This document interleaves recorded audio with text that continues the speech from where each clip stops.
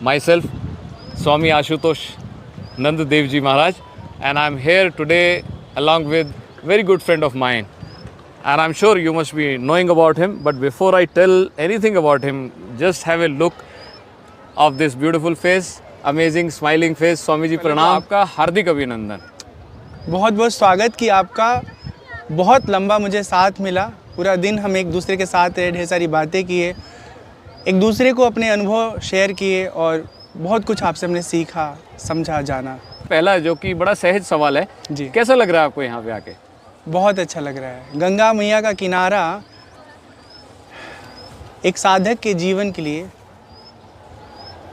ऐसा स्थान होता है जहाँ से वो बहुत कुछ पाता है। जी, ये ज़िंदगी ना हमारी गंगा मैया की तरह बह रही है, प्रवाह हो रही है, और हमें क्या करना है, तटस्थ होकर अपने जीवन की घटनाओं को देखते रहना है। बस दिक्कत क्या होती है कि हम देखने की वजह से उसमें घुस जाते हैं और फिर बहने लगते हैं। जी, और जैसे ही बहना शुरू करते हैं वैसे हम अटैच हो जाते हैं कंडीशन से, इमोशन से, व्यक्ति विशेष, परिस्थिति से, स्थान से, और फिर बह बह के न जाने कहाँ चले जाते हैं। एक साधक को तटस्थ होकर अपने जीवन के हर घटना को देखना है और उसमें इन्वॉल्व नहीं होना है। खुद को फाइंड आउट करना है, हम कौन हैं, आत्मा का स्वरूप क्या है। बहुत बढ़िया, बहुत बढ़िया। रामशंकर जी, हमने अक्सर आपको देखा लोगों का इंटरव्यू लेते हुए। आज कैसा लग रहा है आपको? आप जिसको बोलते हैं टर्निंग द टेबल। मुझे बहुत अच्छा लग रहा है कि मुझसे जो भी सवाल आप कर रहे हैं वो एक साधक कर रहे हैं। मेरे जीवन का सबसे खूबसूरत, सबसे सुंदर अनुभव ये है कि मुझे इस जीवन में रहने के साथ साथ पूरी दुनिया को देखने समझने का ये जीवन हमें एक सुंदर अवसर दिया। गुरुकुल में हमारी बहुत अच्छे से पढ़ाई लिखाई हुई, और एक साधक को आध्यात्म बहुत अच्छे से समझना होता है। वो किसी किताब को पढ़ के आप नहीं समझ पाते। गुरु परंपरा में रह करके जब आप शिक्षित होते हैं, ज्ञान प्राप्त करते हैं, तब जाके आपका जीवन अनुशासित होता है और शास्त्र सम्मत आपको ज्ञान हासिल होता है। मैं सिर्फ इतना ही कहना चाहूँगा कि अभी मुझे ज्ञान तो बहुत ढेर सारा है, पर उस ज्ञान को जो आत्मसात करने की, रियलाइज़ करने की प्रक्रिया है ना, उसमें अभी हम चल रहे हैं। 1 साल 2 साल तो नहीं, हमें लगता है 10 20 25 30 साल शायद लग जाए। मैं इतना जानता हूँ कि मेरे भीतर इस समय किसी प्रकार का कोई दुर्गुण नहीं है, बस एक कमी है मुझ में। एक पुरुष का जो स्त्री के प्रति खिंचाव होता है ना, वह उसी खिंचाव से हम नहीं निकल पा रहे हैं। अच्छा, वो गलत नहीं है, वो नैसर्गिक है। जन्म जन्मांतर के संस्कार, वासना हमारे चित्त में पड़े हुए हैं।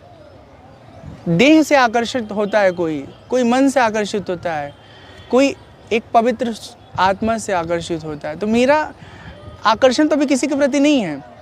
रंग रूप के प्रति जो आकर्षण होता है वो बहुत क्षणिक होता है, पर मन में ये चाह होती है कि मेरी तरह कोई एकदम पवित्र भाव वाला साथी मिल जाए, जिसके साथ जीवन की एक ऐसी शुरुआत हो कि जो हमारी अनंत यात्रा है ना, वहाँ पहुँच करके हम भी उस अनंत में ऐक्य भाव को प्राप्त कर लें। पहले इस तरह का भाव नहीं था, लेकिन जब हम समय के साथ साथ जीवन के प्रवाह में बहुत ईमानदार हो गए, तब हमें लगा कि हम दुनिया में सबको धोखा दे सकते हैं, पर खुद को और अपने अंतर्यामी राम को धोखा नहीं दे सकते। ये जीवन एक बार मिला है।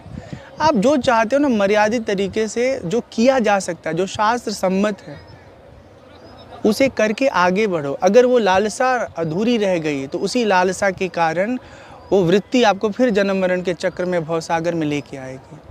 पर ये है ना कि देह के लोभ में हम नहीं हैं। देह तो बहुत मिल जाए। देह के भीतर एक ऐसी आत्मा जो मुक्ति की कामना से युक्त हो। अब वो आत्मा कहाँ मिलेगी, कब टकराएगी, ईश्वर मेरे लिए क्या सोच के रखे हैं, मुझे कुछ नहीं मालूम। लेकिन मैं इतना जानता हूँ कि मेरे मन में जो कुछ है, वो जो मैं आपसे बोल के सुना रहा हूँ, इस ब्रह्मांड के स्वामी भी मेरी बात सुन रहे होंगे। बिल्कुल। और वो अंतर्यामी है। जैसे बच्चे को ना भूख लगता है तो चिल्लाता है, बोलता है, अपने भाषा में अभिव्यक्त करता है अपनी भूख को। माँ आती है और अपना स्तन उसके मुख में रख देती है, उसका भूख मिट जाता है। ऐसे ही परमात्मा से हम भी गुहार लगा रहे कि हे प्रभु, हमें नहीं मालूम कि मेरी ज़िंदगी के लिए क्या बेहतर है, पर आप हमसे अच्छा समझ सकते हैं कि मेरे जीवन की क्या क्या ज़रूरतें हैं।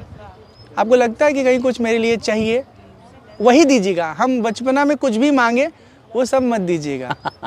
बस ये है कि मेरा हित किस में है, हाँ जी हमसे बेहतर आप समझते हैं। बहुत अच्छा लगा आपसे बात करके। जी जी, बहुत बहुत धन्यवाद आपका। ऐसे हम सबका साथ बना रहे। ये कुछ सवाल, मेरे मन के कुछ विचार, हो सकता है आपको बहुत अच्छे लगे, हो सकता है आपको अच्छे ना लगे। अच्छा नहीं लगे तो उसे सुनिए जिसके विचार आपको प्रभावित करते हों।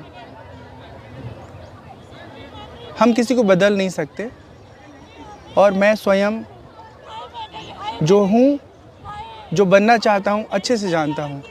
एक दिन जहाँ मैं जाना चाहता हूँ पहुँच जाऊँगा, थोड़ा समय लगेगा।